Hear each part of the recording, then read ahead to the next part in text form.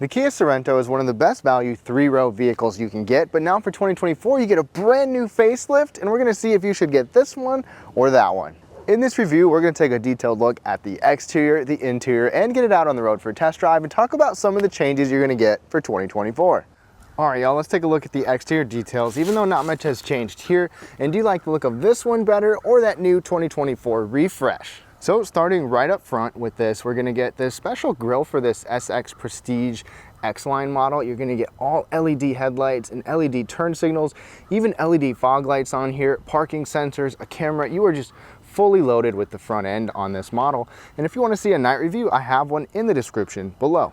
Now, the paint on this model is called Wolf Gray. I like it. It's a matte paint. You definitely see a lot of matte colors nowadays, but let me know what you think of the overall style and design, especially paired with the 20-inch matte gray wheels. Dimensionally, this is about 189 inches long, so not nearly as big as the Telluride. In fact, not nearly as big as many of the three rows, and about the same size as a lot of two-row vehicles.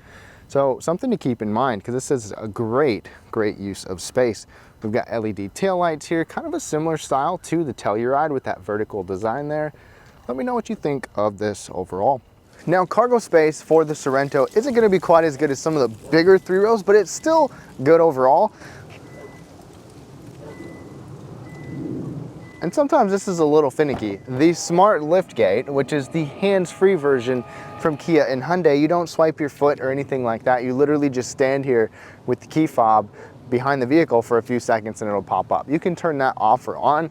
And even though it's small back here, I was able to fit this large backpack behind here, standing up, and it could fit. But let's dive into this space a little more. Now, third row, or behind the third row cargo space, like I said, I could fit this backpack right here standing upright. It's probably not quite the same size as a carry-on, but it was able to close the door without having to mess with that. And the coolest thing is that you've got a folding third row, or a split fold third row. So you only have about 12 cubic feet behind the third row, but you could still have a third row passenger and have some extra cargo space like that. You can get a tonneau cover that you can sling up back here. You can hold the third row seat belts with that. You've got a 12-volt power outlet back here, and you can fold down those second row seats. To fold down the third row, I like this. It's not like a lever or anything like that. You literally pull this, it will release the headrest, and then you can just kind of guide it down, and that folds nice and flat like this. Great cargo area. Under here, you can store your tonneau cover if you want, and have a little extra storage area, plus your jack. In case you're wondering, the spare tire is underneath. And check this out. Let's fold these seats down. Boom. That one went down nice and smooth. That one went down nice and smooth. That is nice. You don't see that. I don't really expect to see that in a non-luxury vehicle, but Kia gives it to you, and you've got pretty good space overall considering the overall dimensions here. Now let's take a look at the Kia key fob for the smart key system. So I like this key fob. It's slim. You have the remote start button on there. You've got the rest of the buttons right here on the side. Fits into your pocket well. It is mostly plastic though. This button is how you lock or unlock the vehicle. There's no sensors back here, so you can just press that. The mirror will flash and power fold, or press it again and we can hop inside. And I've got to say, I like these seats from Kia. So you've got these nice leather seats here in this SX Prestige. You've even got this like quilted or this kind of diamond pattern on here. These are nicer than what you would probably expect. The headrest is not intrusively far forward too much. It feels okay. They're actually not super soft. I mean, this doesn't feel fantastic, but it does look pretty nice, and you've got a lot of adjustments. So let me show you. More than what you get in most vehicles. You've got four-way lumbar, your regular recline, height and tilt, and thigh extension adjustment on there as well. So you can move that piece too. In addition to that, you've got memory settings over here on the door for the driver. Of course, there's more. You've got heated and ventilated seats right there. You also have a heated steering wheel button. So a leather wrapped heated steering wheel. This is really nice. The entire steering wheel heats up, if I can find the adjustment here. And then you've got tilt and telescoping with a manual adjustment. And I've been able to spend a good amount of time in the Sorentos in the past, and I've been comfortable in here. I really don't have any complaints. You've got a pretty good amount of room overall, all the way up and down, legroom too. And the comfort features like heated and ventilated seats and a heated steering wheel are definitely welcome. Now the back seat is a really nice place, probably the best part of this Kia Sorento. So let's start things off over here. You still get a nice big soft padded armrest, nice material here. This is even a softer touch material. It's not just cheap plastic. You've got this sun visor, which is fantastic, that you can lift up manually. I love that. My kids love that. Heated seats back here too. The Telluride can give you ventilated seats, but this Sorento still gives you heated seats. And you've got a cup holder right there. You've got a bottle holder down here and a really large grab handle, which could be a little spot for a kid to throw, you know, a snack or a phone or whatever. This model's got captain's chairs in here, so you got the split seat. Do you prefer a bench seat or the captain's chairs like this? I'd love to hear it. And it's still the same nice material like what you see up front. So sitting behind myself at 5'9", again, this is how much room I have. This is where I like to have my seat. Good knee space, good foot space. This is really great. More for this backseat passenger is air conditioning vents. So you've got AC vents down here, nothing up above, but you've got a 12-volt power outlet down there. Instead of up front, the 12-volt power outlet's down here. 3-prong outlet and a USB-A port, but wait, there's still some more. You've got a USB port on the back of each seat, just like we get with the Telluride. These are USB-A ports on each side.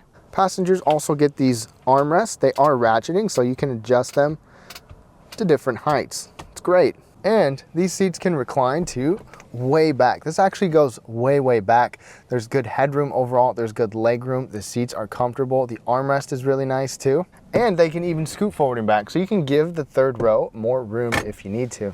Not to mention this panoramic roof that you get sitting in the back seat. Just a nice view. Now let's climb into the third row. So right here, you've got a button you can push and watch. That seat automatically gets up and out of your way. Obviously not a ton of space to get into the back, but you can go in through the middle. And you've got split folding seats back here. So a 2-passenger third row. And again, I'm 5'9". This seat is all the way back. I can sit here, but my knee is pushing into the back of it. You could scoot this up a little bit and it would work, or I can obviously throw a leg down there. The one thing is that this seat is super low, so my leg is up really high right here. And one thing to keep in mind, my head is touching this part. If I have this seat more upright, a little bit less comfortable, I would have headroom, but something to keep in mind. One little perk is that these passengers get a little storage area. They get a cup holder back here and a USB charging port. There's just no air conditioning vents for the third row.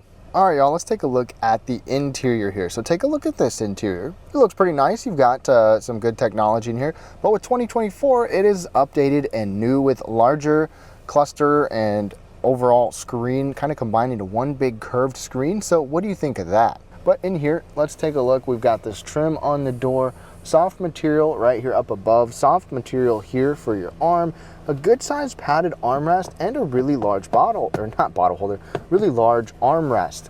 Plus down here, this bottle holder is small. It doesn't really work for bigger drinks, but you can fit some of the skinny stuff in there. The steering wheel is heated and leather wrapped, which is nice, and you've got the familiar, easy to operate and easy to use Kia controls. I love that they're so simple and they're well laid out, and they feel just fine when you're actually using them. In fact, when you control this area up here, it's with the steering wheel and everything works pretty smooth and pretty easy. You've got different stuff you can move through. On one page, you've got a couple other pages. Your driver assist features you can see on there pretty well too. But take a look at everything. And you can customize this too. You can even customize the way the entire cluster looks. One big change that I'm excited to see is this is a nice large touchscreen, but you get a bigger touchscreen in the next one, and you get Apple CarPlay and Android Auto as wireless. Right now, with Kia and Hyundai and their large screens, you have to be plugged in, which not a big deal, but it is nice to have this be wireless and be able to use your wireless charger if you want. But with the Sorento, you've got the shortcuts on each side. You've got a volume knob and a tuning knob on here as well. So that is always good to see, plus a Bose audio system on here too. Dual zone climate control on here, and I love the fact that we have a 3-tiered auto system. So you can see it changing right there, where you can have it on automatic without it just blasting your fan speed no matter what. So that is nice. I also appreciate these little air vents that are down here that you can kind of point down towards your legs without actually needing to use the leg air conditioning button and control in there. When it's really hot, that's nice, or when it's really cold, you can kind of warm your seat up.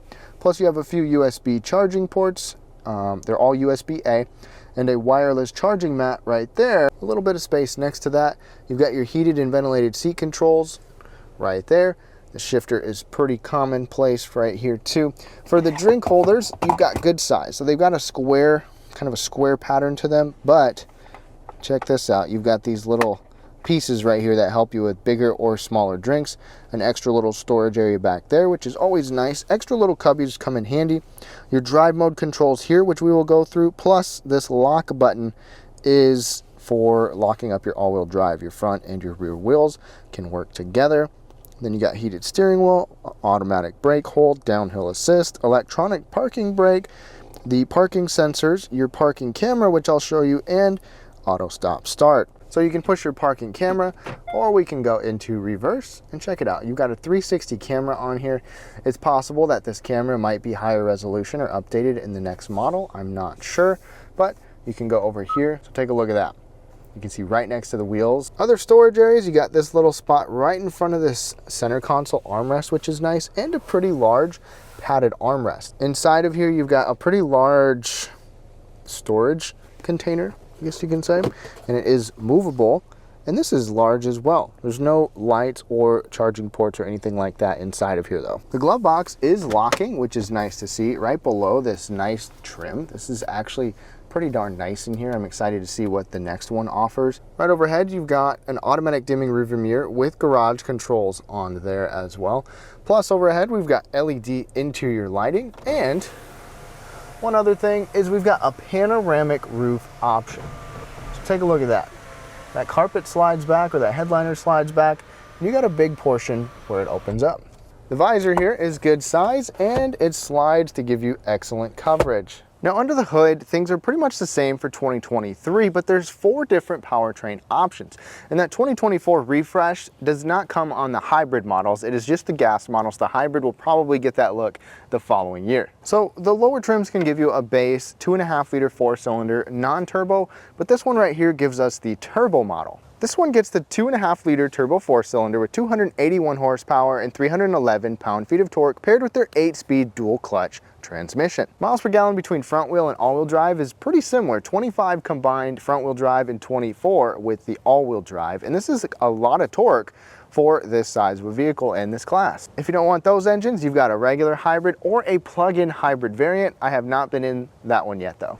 All right, y'all, we are now behind the wheel of the Kia Sorento, and like I mentioned, the different powertrain options. This is the one that quite a few of you are probably gonna get. It's this turbo engine with pretty good numbers overall. And it's not a huge vehicle, so it still feels pretty punchy and peppy. It's very responsive, but we'll talk about all the driving dynamics, ride comfort, things like that. And I've got to say, overall, this does a very good job on all fronts of driving. You know, it will put good torque right here to where you don't have to put the pedal down that much if you want to pass somebody or get up to speed or just merge onto a road. It does a great job of that with this turbo engine. If you get the base naturally aspirated engine, that does not have very much for power, so something to keep in mind. You will get a hybrid that's got decent power, and a plug-in hybrid as well as those other options. But this is effortless driving. It is comfortable. It's been a while since I've been in the Telluride, so I can't quite compare it to that, but I know the Telluride is a comfortable ride. It's a very quiet ride, and this is just a little bit less than that. As far as driver's assist features, this has a bunch. You're gonna get the smart adaptive cruise control, lane keeping system, lane centering technology here as well. In fact, I'm gonna turn that on right now. So we've got this vehicle in front of us. I'm gonna let the Kia accelerate here, and once we get some real lanes, it's gonna pick those up. It picked them up. Gonna go around this turn right here. It's doing this all by itself. You get this standard on this one. So lots of driver assist stuff. You got blind spot monitoring over here. The weight of the steering, like in terms of everyday driving, parking, it's kind of a middle ground. It's not as light as I expected it to be, but I honestly like that. It doesn't feel super flimsy and lightweight like some vehicles do. but it's still easy to maneuver. Parking it is easy because it's smaller than what a lot of other 3-rows are. But let's get pedal down. So that gets you up to speed nice and quick. Now, here's the deal. I'm in smart mode. There's the drive modes down here. You got smart, sport, and comfort, even a snow mode over here. Comfort mode is basically like a relaxed kind of eco mode. Turn that, your gauges will change, and it just keeps you in a normal mode. It's like the normal standard mode that most cars will have. Sport mode's gonna keep the RPMs turned up, so it's already a little bit more revved up. If I get going, it really keeps those RPMs up. It's gonna let you get as much power and torque out of this as possible. And smart mode is going to cycle you between eco, comfort, or sport, depending on your driving characteristics. So if I'm frequently getting on it, it's gonna probably keep you in sport mode, and it'll show you down there. The smart icon will be like a green for eco, like right now, white for comfort, or red for sport. So if I get on it a little more, it goes straight into comfort. And just partial pedal, this turbo just grabs and pushes you so quickly. And that's, you know, definitely appreciated for getting around town, passing people, etc., all of that. So this Sorento really does a nice job overall on so many different fronts. You've got good technology in here too. This digital display is clear and easy to see. Touching the screen right here, it's in a good spot. I wish we had physical buttons for those side buttons like we see even in like the smaller Kia Seltos. The Kia Telluride has those tactile physical buttons that you can actually push. It's not touch sensitive, but not much to complain about otherwise. I really do enjoy driving the Sorento in terms of a 2 or 3 row SUV of this size. It just answers the call. It does a lot really well, and it is still fairly quiet. This is a rough textured road right here, and it's not too loud in terms of road noise. We don't have laminated glass on here. You can get that on the Telluride if you move up, but overall, very nice driving impressions on the whole. And I've kind of had mixed reviews of this transmission before, but I think it's been pretty responsive. It's not jerky, it's not slow to respond, it's not a delayed kind of shifting transmission. It answers when it needs to, and even when you're slowing down, decelerating, some transmissions have a clunk sometimes. I haven't noticed that in this. It has been pretty much spot on. Now, to wrap things up on this Kia Sorento, even though this 2023 doesn't get the nice looking new face and interior upgrades that 24 model does, it's still a good value overall. Even though this is the top most expensive trim with some options, it still falls below some of those other decked out 3-row vehicles. It's got good space overall, and they really make it practical with a lot of features. So let me know down below, would you go for this 2023 model, a different 3-row altogether, or wait for that 2024 model with the brand new look? Thank you so much for watching, and have a great day.